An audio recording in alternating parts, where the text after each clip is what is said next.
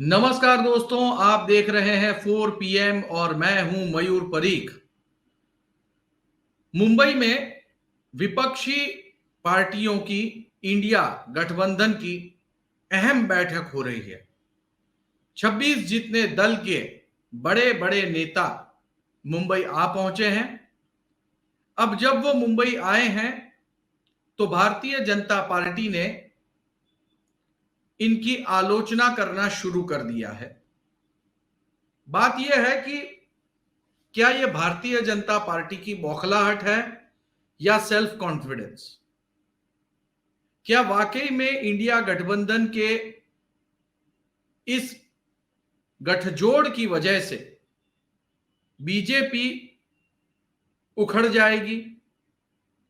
हम इतिहास में आज नजर करेंगे, जब जब ऐसे गठबंधन बने तब तब रूलिंग पार्टी का क्या हाल हुआ, उसके बारे में बात करेंगे। और इस पूरे विषय पर चर्चा करने के लिए आज मेरे साथ एक विशेष अतिथि हैं, जयंत माइनकर जी, राजकीय विश्लेषक हैं। जयंत जी, 4 PM में आपका स्वागत है।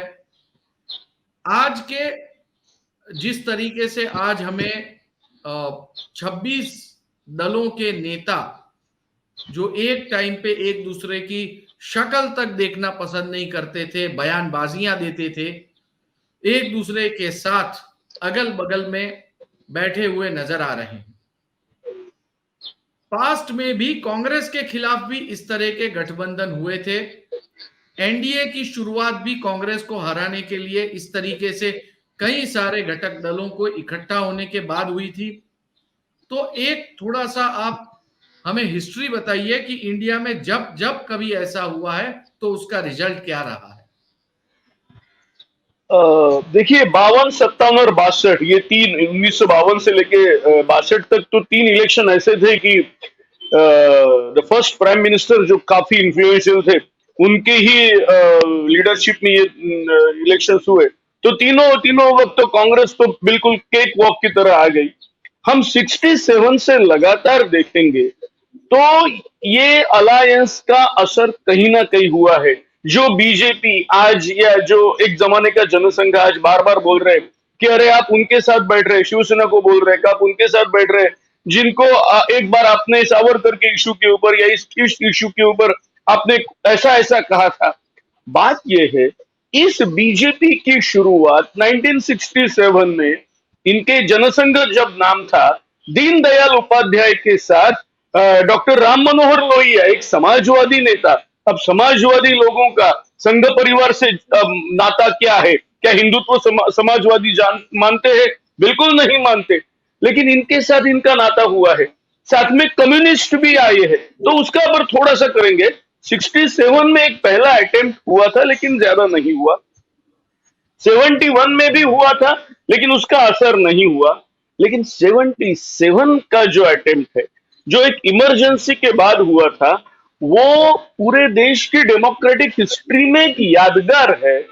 और वो यानी हम सबको पता है कि कांग्रेस का डिफीट हुआ था, क्योंकि सभी पार्टियां आपस के मतभेद, आपस के आइडियोलॉजिकल मतभेद वो बिल्कुल मर्ज करके भुला के मर्ज हुए थे। तो सरकार चली नहीं चली उसको हम छोड़ देंगे। We will come to 1989। 1989 में भी इसी प्रकार का, लेकिन पार्टियां अलग रख के अटेम्प्ट हुआ था।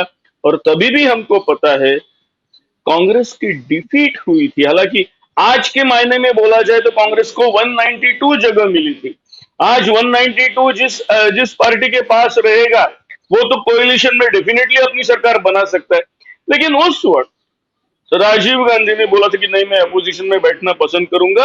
और उन्होंने ये वीपी सिंह और बीजेपी सपोर्टेड, कम्युनिस्ट सपोर्टेड सरकार को उन्होंने एक प्रकार से गो अहेड दे दिया। लेकिन उस वक्त भाजपा को भी ये रियलाइज होने लगा था कि अब उनकी अगर ताकत बढ़ रही है तो एक्चुअली जो 67 में उन्होंने शुरू किया था डॉक्टर राम मनोहर लोहिया का हाथ पकड़ के, उन्होंने खुद के नेतृत्व के under national democratic alliance NDA शुरू किया, जो कि 1991, 1996 जो हम देखते हैं, उसके बाद जो 1996 में पहले 13 दिन की सरकार बनी थी, उसमें भी देखा है धीरे धीरे उन्होंने बहुत कोशिश की कि हमारे एनडीए का बेस बढ़ाए। तब वो आडवाणी तब कहते थे कि हमारे एनडीए के सबसे अच्छे अगर कोई दोस्त है तो शिवसेना और अकाली दल कहते थे, क्योंकि बाकी तो समाजवादी पार्टियां उनके पास आने के लिए वैसे तैयार नहीं होती थी। जॉर्ज फर्नांडिस आ गए थे, रामकृष्ण हेगड़े कभी आ गए थे, और वही बस, बाकी तो उनका कोई ज्यादा बेस ज्यादा नहीं जा रहा था। ये दिस इज द रियलिटी। अभी तो ये हाल है कि एनडीए कहां है ये देखना पड़ता है। एनडीए के लिए हमको अजित पवार को दिखाना पड़ता है, एनडीए के लिए हमको एकनाथ शिंदे दिखाने पड़ते हैं, और ऐसा ही एक आधा बिहार में रामकृष्ण मांझी को शायद दिखाना पड़ेगा। एक जमाना था कि जॉर्ज फर्नांडिस एनडीए के कन्वीनर हुआ करते थे, उनका भी एक रुतबा हुआ करता था, जबकि बीजू जनता दल भी एनडीए के साथ था। आज बीजू जनता दल, भारत राष्ट्र समिति और वाईएसआर कांग्रेस, ये तीनों रूलिंग पार्टियां फेंस पे बैठी है, देख रही है। ये तीन नहीं है, ये ना इधर है, ना इंडिया में है, ना एनडीए में है, फेंस पे बैठी है, देख रही है। जहां अपॉर्चुनिटी मिलेगी, जहां बार्गेनिंग ज्यादा मिलेगा, वहां जाएंगे, और हो सकता है उनका बेनिफिट ज्यादा होगा। और भारत जैसे कॉन्टिनेंट वाइड कंट्री में ये ऐसे होना है, साहजिक है।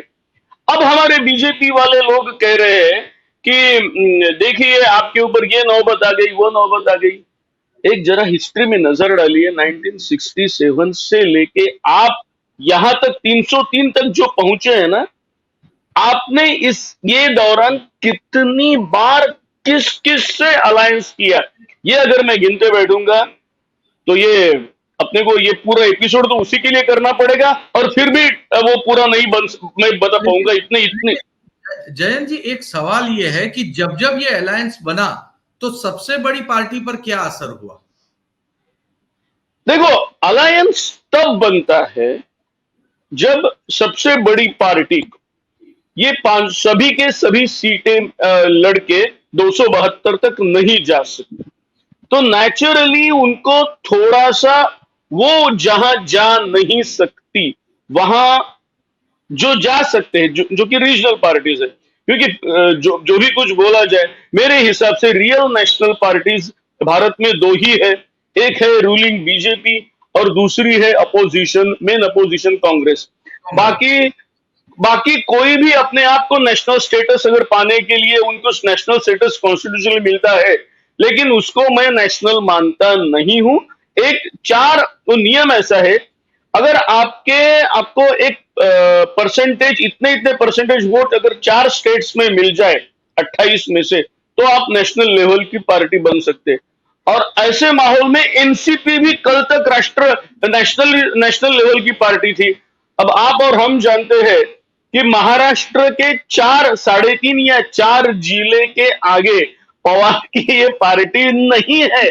जो 4 जिले पुणे से शुरू होते हैं और कोल्हापुर में खत्म होते हैं, ये आप और हम जानते हैं, लेकिन उनको स्टेटस मिलता था नेशनल लेवल का। तो मैं वो उसमें जाता नहीं हूं। तो नेचुरली नेशनल लेवल की पार्टी को, अगर कांग्रेस को कहीं बार्गेनिंग करना है, कांग्रेस अगर इंडिया करके, तो कांग्रेस तो एकमात्र पार्टी है जो कश्मीर से लेकर कन्याकुमारी तक फैली हुई है, एकमात्र पार्टी है।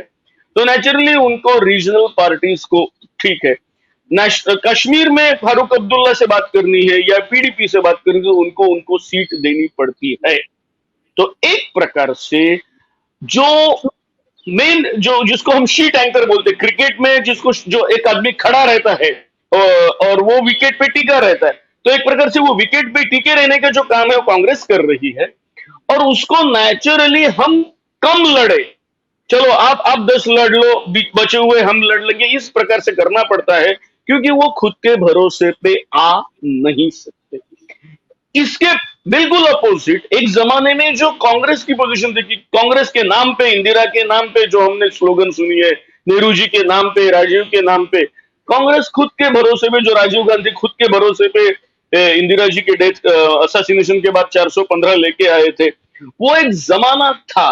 आज हिंदुत्व के नाम पे, मेरा अंडरलाइन ये है, हिंदुत्व और गोधरा राइट्स, ये दोनों की वजह से आज नरेंद्र मोदी उस पोजीशन पे है कि जो कम से कम 303 तो वो आ ही गए, अभी कितना भी अपोजिशन इकट्ठा हो जाए, क्योंकि वो जो रेशो है परसेंटेज का वो भी मैं बोल देता हूं। 2019 में बीजेपी को 37.5% वोट मिले हैं। अब 37.5 हम पकड़ेंगे 38, इसका मतलब ये है सीधा सीधा कि आपको 62% लोगों ने वोट नहीं दिया, उल्टा अगर सोचे तो। और ये मैं टोटल वोटर्स इन इंडिया नहीं बात कर रहा हूं, वोट्स पोल्ड की बात कर रहा हूं। अब वोट्स पोल्ड इन इंडिया 62% अगर आपके अपोजिशन में है, उसमें से केवल 3 पार्टी जिसका मैंने जिक्र किया उसको छोड़ दो, लेकिन बाकी पार्टियां अगर इकट्ठा हो रही है तो स्टैटिस्टिक्स सीधा बताएगा कि भैया ये 303 लाना बीजेपी को कठिन है। पर जयंत जी सीधे ये सिर्फ एरिथमेटिक का नहीं, केमिस्ट्री का भी खेल है। मानता यहाँ हूं, पर मानता हूं। कहीं मामला फंस जाता है। एक मिनट, पहले हम ये मैथमेटिक्स करेंगे और आपके सवाल, या तो आप सवाल पूछ लीजिए एग्जैक्ट। बिल्कुल। हाँ, तो ये जो बात है 62%, हम कितना भी कम ज्यादा हो जाए, जैसे अजीत पवार उधर चले गए, चलिए आपका जो केमिस्ट्री का कहना है उसको भी हम पूरा करेंगे। शिवसेना, एकनाथ शिंदे ही उधर चले गए, कि क्या शिवसेना पूरे वोट्स उधर जा सकते हैं? कभी कभी दिल मिलते हैं कि जैसे सेना बीजेपी हमको कहने की आदत हो चुकी है, तो क्या शिवसेना वाला बीजेपी को अभी एंटी बीजेपी वोट देगा क्या? ऐसे कई इमोशनल रहते हैं। ये सब मानने के बावजूद 62 कम से कम 450 या 45 तक भी आया। 62 जो वोटिंग परसेंट एंटी बीजेपी गए है, वो मान जाए 50 आ गए, 45 भी आ गए, तो मेरे ख्याल से जो मेरा अभी 35 साल का तजुर्बा बता रहा है कि बीजेपी को 200 से 225 तक रोकना संभव है। ठीक है जयंत भाई, आप कह रहे हैं कि ये ठीक है, ये मैथमेटिक्स तो जुड़ रहा है, लेकिन कहीं ना कहीं केमिस्ट्री जो है इस पूरे मामले को रोकती है, ऐसा आपको नहीं लगता? आप कह जो देंगे मैं हमको ये हाँ, सीट चाहिए, अगर वो सीट आप नहीं पाते हो तो आपकी पार्टी के जो एस्पिरेंट्स होते हैं वो पार्टी छोड़ के बीजेपी में चले जाते हैं बिल्कुल जाते हैं, और बिल्कुल। उनका भी बहुत बड़ा वोटिंग का डिफरेंस होता है। तो ये मैथमेटिक्स इतना डीप हो जाता है, ये मैथमेटिक्स गली टू गली और दिल्ली से लेके गली तक बिल्कुल हो कागज और जाता है। पेन लेके बैठना पड़ता है और पूरे के पूरे गणित को जो है वो नए सिरे से लगाना पड़ता है। तो बीजेपी जो ये आरोप लगा रही है कि आज प्रेस कॉन्फ्रेंस में हमने कई सारे आरोप देखे कि इतनी होटल के खर्च कहां से लेके आए, गरीबों की बात कर रहे हैं अमीरों की होटल में, ये कितने सही है कितने खोखले हैं? अब ऐसा है कि मैं उस पार्टी के बारे में कहना नहीं चाहता जिस पार्टी का कन्वेंशन, या जिस पार्टी के कन्वेंशन के एक जमाने में जब सत्ता में नहीं थे तब उन्होंने एमएमआरडी में ग्राउंड्स पे भी किया है, टेंट लगा के जो हमने कवर किया है, और वहां संजय जोशी के बारे में क्या हुआ था ये भी हमने कवर किया, वो छोड़ दो। सत्ता में आने के बाद उनके 5 स्टार लेवल का उनका दिल्ली का ऑफिस से लेके अभी जो एकनाथ शिंदे विधान भवन से लेके सूरत तक, और सूरत से लेके गुवाहाटी तक, और गुवाहाटी से लेके वापस आए, और उनके ऊपर जो आरोप हुए, देखिए हम तो पत्रकार है, हमको इसमें से किसी भी पार्टी के ऊपर हमको कुछ बोलना नहीं है। भैया न्याय सबको मिलना चाहिए, इक्वेलिटी फॉर ऑल ये तो होना चाहिए। तो अगर ग्रैंड हयात का खर्चा किसने किया ये आप पूछना चाहते हैं तो ये भी जरा बता दीजिए, क्योंकि ये घटना पहले हुई कि ये सूरत से लेके गुवाहाटी तक का या विधान भवन का खर्चा वो भी जरा बता दीजिए। उस वक्त जो आरोप हुए तो आप एक वर्ड में बोल देंगे कि नहीं करके, लेकिन द एस्टिमेट जो मेरे पास है पूरे देश में 2016 से लेके 2022 तक 6 साल में करीब करीब 300-400 बीजेपी के एमएलएज, कांग्रेस और बाकी छोटी पार्टियों के एमएलएज, इधर देवर सिंपली उन्होंने जैसा एकनाथ शिंदे या अजित पवार जैसे ज्वाइन किए, या तो उन्होंने रिजाइन किया, री इलेक्शन हुआ जो कर्नाटका में हुआ, जो मध्य प्रदेश में हुआ, इसके ऊपर भी वही खोका तो हमने वर्ड यहां यूज किया, वहां भी वैसे ही पैसे का आरोप चला गया, और वो टोटल जो अरविंद केजरीवाल ने एक बार प्रेस कॉन्फ्रेंस में मेरे ख्याल से कुछ 5 या 6 हजार करोड़ ऐसी कुछ बताई थी, तो उसके बारे में भी बताए। होता है क्या कि ये बारे में बातें नहीं होती, लेकिन यहाँ के खाने के मेन्यू के बारे में बात होती है। हालांकि एक अगर सिंपल बात यह है, अगर सोनिया गांधी, राहुल गांधी, ये अपने मल्लिकार्जुन खड़गे और सभी 28 देश के या तो फॉर्मर या तो प्रेजेंट चीफ मिनिस्टर्स आ रहे हैं। इनके स्टालिन एक चीफ मिनिस्टर है, ममता बनर्जी चीफ मिनिस्टर है, Farooq Abdullah former chief minister है। तो नेचुरली एक ऐसे होटल में होगा जहां सिक्योरिटी है, जहां इतनी बड़ी रूम कैपेसिटी है, उनको जैसे चाहिए उसी प्रकार से है, और वो जो एयरपोर्ट के नजदीक का होगा उस प्रकार से उन्होंने अगर दिया है, तो उसके बारे में बोलना, we are not here to defend, लेकिन ये खर्चा सभी ने किया है, ये तो एक इवेंट हो रहा है। अब ये बोल रहे हैं क्योंकि ये 3 घंटे के लिए बात करेंगे, 3 दिन बोलेंगे एंड ऑल दैट, तो मैं फिर से वही 1989 का राजीव गांधी का बोल देता हूं कि जब राजीव गांधी ने ये लोक दल और जनता पार्टी मर्ज होके जब जनता दल किया था, तब उन्होंने झगड़ा दल करके उसको बोला था। क्योंकि क्या है, वैसे भी समाजवादी लोग जहां इकट्ठे होते सिर्फ झगड़ा करते, हमको पता है, झगड़ा दल। तो जब उस वक्त उन्होंने कहा था, हुआ क्या, वही झगड़ा दल, वो जनता दल सत्ता में आया था। आज भी ये जो डर है बीजेपी के दिल में, केमिस्ट्री रहे, मैथमेटिक्स उनके फेवर का है ही नहीं, केमिस्ट्री कुछ भी रहे उनके फेवर का, उनको लगता है कि नहीं, क्योंकि ये जो 38% जो है, और वो जो गैप है 62% अगर इकट्ठे हो गए, तो बची हुई ये जो मैंने 3 पार्टियां दी है, उनकी ओर उनको देखना पड़ेगा, भैया हमको बचाओ, विच दे डोंट वांट। और इसके लिए वो रिडिक्यूल कर रहे हैं, भैया तुम्हारे में दम नहीं है, एक प्रकार से घबरा गए हैं, क्योंकि 62% अगर इकट्ठे हो गए तो वो उनके लिए ठीक नहीं। जी बहुत बहुत शुक्रिया जयंत जी, आपने डिटेल में पूरी की पूरी बात जो थी वो हमारे दर्शकों के सामने रखी। तो दोस्तों, कल इंडिया की जब प्रेस कॉन्फ्रेंस हुई थी तो अशोक चौहान ने कहा था कि मैथमेटिक्स हमारे पक्ष में है। भूतकाल में भी, जैसे कि जयंत माइनकर जी ने बताया, कि कई सारे ऐसे दल बने, उन्होंने सत्ताधीशों की नाक में दम कर दिया, कई बार वो सफल भी हुए। ऐसे में मुंबई में जो बैठक हो रही है उसकी फलश्रुति क्या होगी, कितनी इफेक्टिवनेस होगी, ये देखना बहुत ज्यादा दिलचस्प होगा। और इस बैठक में क्या होता है, ये सारी खबरें हम आपको 4 PM के माध्यम से पहुंचाते रहेंगे। वीडियो पसंद आया हो तो लाइक करें, शेयर करें, कमेंट करें, चैनल को सब्सक्राइब करना ना भूलें। बहुत बहुत धन्यवाद।